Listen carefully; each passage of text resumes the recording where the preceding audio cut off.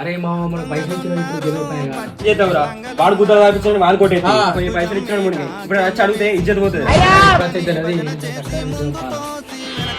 పార్థాయ ప్రతిబోధితాం భగవతా.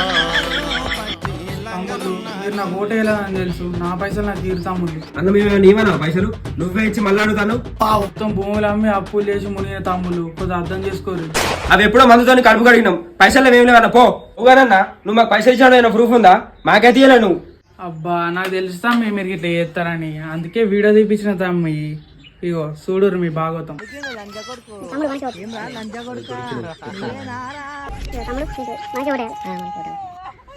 పైసలు ఇచ్చింది నేను, తీసుకున్నది మీరు.